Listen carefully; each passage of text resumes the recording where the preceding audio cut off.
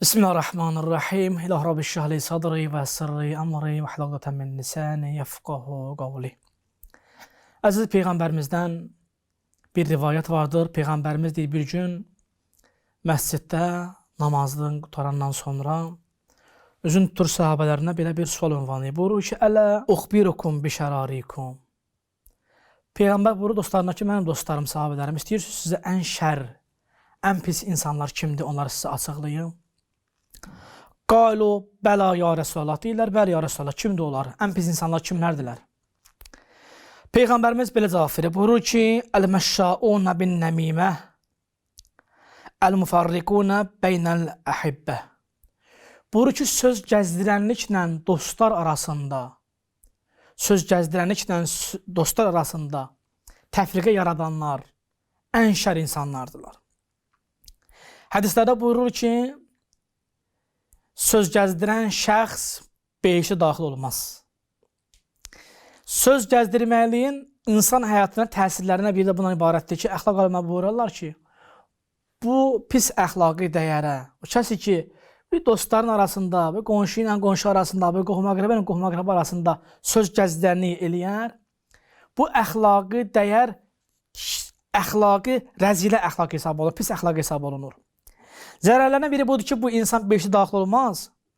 İkincisi də budur ki, bu insan dünyada olanda onun duası qəbul olmaz Allah dərgahında. Bir gün Musa Peyğəmbər öz zamanında görür ki, yağış yoxdur, quruluqdur. Bir namaz var, istisqa namazı, yağış yağmaq namazı bizim şəriətimizdə də mövcuddur. Bir Musa Peyğəmbər kənd cəmaatını götürür, getsin səhralığa ki, bir səhərdə namaz qılsınlar, yağış yağsın. Bunlar gedirlər səhralığa. Qarşıda Peyğəmbər dayanıb, cəmaatı dayanıb, onun arxasında namaz qılırlar ki, yağış yağsın, quraqlıq getsin. Bir neçə gün bunlar duyurlar, yağış yağmır.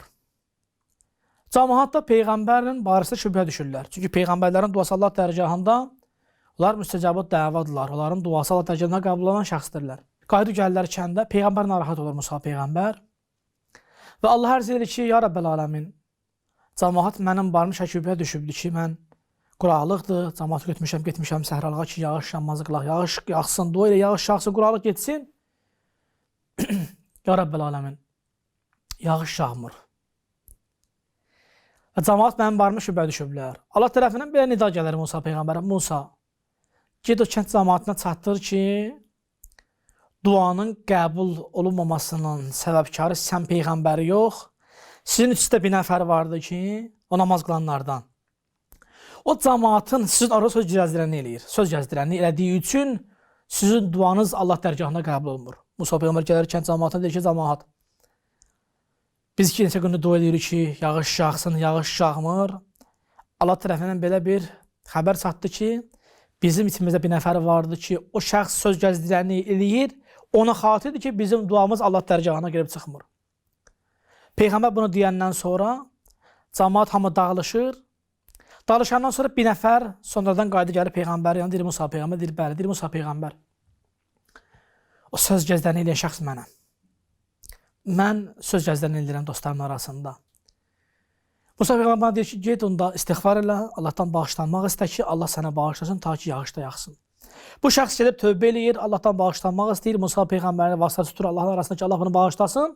Bu tövbə eləyəndən sonra gedirlər, bunlar yenidən dua eləyirlər, səhərada dua eləyirlər, namaz qılırlar və yağış yağır.